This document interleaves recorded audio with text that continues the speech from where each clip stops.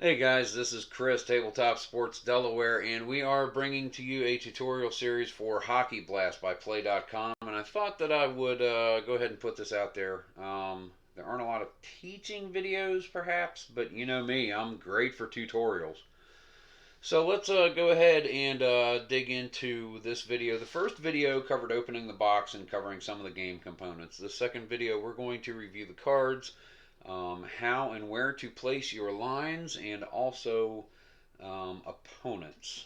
And we will get to all that here shortly. Go to play.com to check out Hockey Blast and other games like this, such as Red, White, and Blue Racing. You know I love that game. That's right. We got History Maker, Baseball History Maker, Golf, Second Season, Football, all kinds of games by Keith Avalone and company. So without any further ado, let's get down to the ice. Whoa, that's ice. We are going to ice, baby. Let's go over the cards. You're going to see uncut sheets. The game comes with a sample of 4 teams, and as of right now, the game is coming with the 14-15 Stanley Cup finalists and the 15-16 Stanley Cup finalists, and that's who we have on the ice tonight with the San Jose Sharks and the Pittsburgh Penguins. So let's look at the cards, and you're going to see, if you're familiar with Play.com, you're going to see cards. You're going to know how small these cards are. If you're not familiar with Play.com, just so you know, they're only about 1.25 inches by about 2 inches. They're small cards. Fit into small places. You can get a lot more cards on the table. I really like the way it works. It's not a hang up for me. APBA, Stratomatic, other games, big cards. Small, tiny, cool cards here. Really like them. So let's go over some of the things you're going to find on the Hockey Blast player cards. Each player, forward or defenseman, is going to have a shot and assist rating, and they're going to have stars or scissors. If it is a solid star, that counts anytime this player is making a shot. If they have solid stars on the assists, anytime that they're involved in an assist, it's going to count. You're going to have a whited out star. That is only if the team has momentum, and we'll discuss momentum at a later date. But this doesn't count just for a normal shot, only if this team has momentum. Player's name, position, team. Players are going to have 6 qualities, which those of you who have played Play.com or watched Play.com games being played are familiar with the way Keith uses qualities. And they are speed, skill, power, hit, smart, and star. And these can come into play. 3 times come to mind in the normal minutes. But sometimes you will either need to count the total for the whole team or go individual players against each other or opponents. And we'll get to the opponents here in just a bit. In the center, you're going to see some markings here. You're going to see triangles, which provide scoring opportunities for the team with the puck. Sometimes it'll say if team with the puck has however many triangles, they get to make a play, which means they roll for what players are involved and then take the shot with the person taking the shot. Sometimes you're going to see these squares, and this is a player's ability to add to the defensive prowess of a team. So sometimes you'll say if the defensive team has 2 squares, then it's a turnover and they get the puck. Well, the first line for the Penguins has 2 squares in Letang and Lovejoy. You're also going to see little circles here. This is penalty killing. These players add to the penalty killing ability of a line, and sometimes you'll see a circle with a star in it. That is for power play ability. And those will come into play as well, totaling how many on the line, perhaps. You're also going to see a face-off number. How face-offs work are easy. You roll, you see who wins, who loses. It's right there on the pages. Sometimes it'll say high face-off number player wins. That's the face-off rating. You're going to see fight ratings on some players. You're going to see injury ratings on some players. And you're going, well, every player will have an injury rating. That's just how susceptible they are to the severity of an injury, how long the duration is going to be. And you also have penalty ratings. The lower the number, the less likely they are to incur a penalty. And then, of course, you have the goaltenders, the guys in front of the net. Oh, camera. Camera. Yeah, kind of freaky, isn't it? Yeah, it doesn't take much to entertain me. Goalies, you've got the name. You've got who they play for. Play, shot, and special saves. Or spectacular saves. A play save is any normal one.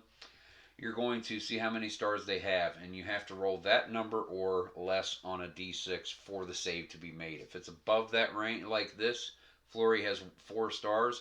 1 through 4 it's a save, 5 or 6 it's not. Shot saves. That is like for a breakaway or a rebound, you're going to use the shot save.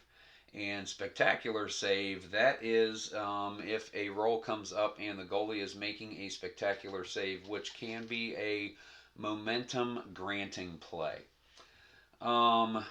Starts, how many starts they got for, say, the other goalie on the team has 1, so you'd be able to guess how long Fleury's on the ice through the course of a game or a season. If they have a fight rating, an injury and penalty as well. Let us go over lines. Now you're going to see here a full complement of lines for Pittsburgh and for San Jose. Once I do my manual focus thing, not that you'll be able to really read them, but you can see the layout on the basic game board right here. The way this game is set up is this is number 1. These are going to be your wingmen, 1 and 2. 3 will be your center. 4 and 5 will be your defenseman.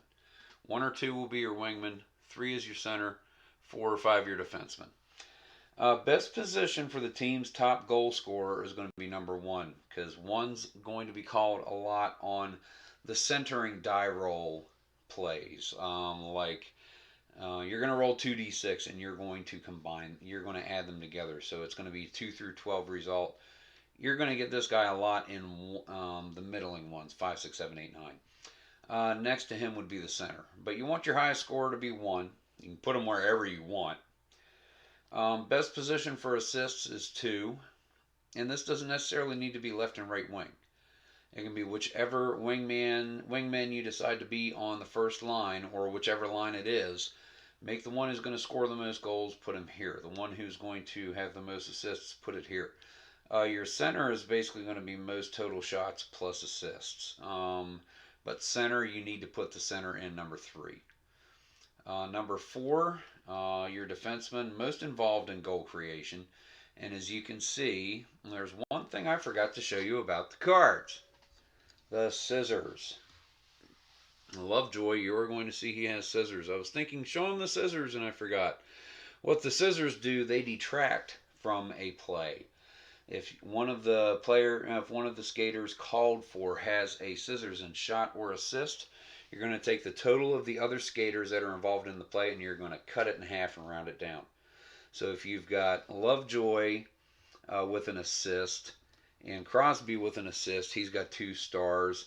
And Lee Tang taking the shot, so that's 3 stars. Well, those scissors are going to cut that to 1.5, round it down to 1. So scissors are bad. Cuts it right in half. Okay, let's get back to our aerial view up here. Da-dee-da-dee-da. Where were we? We were talking about what players go where. Oh, wait. We have a special guest. Marvin, the Zamboni guy. Hey, another game from Marvin.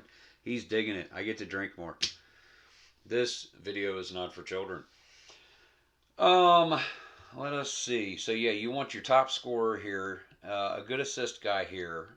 This is going to be your center, your most offensively productive defenseman, and the least offensive oriented defenseman here, and then of course your goalies. Those are opponents' lines. You can go with historic lines. You can go through all the players at a position, and the ones that are more productive, put them on the first line. The ones that are least productive, put them on the third line. Organize the lines any way you wish. You can go with lines that were used the most.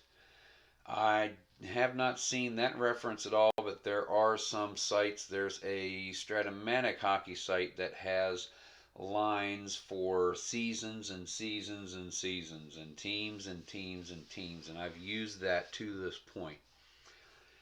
But yeah, that is your overall for the cards, the lines, and opponents. In our next video, we're going to start to cover rules of gameplay. So thank you for watching this tutorial. Again, this is Chris, Tabletop Sports Delaware. Keep on rolling, guys.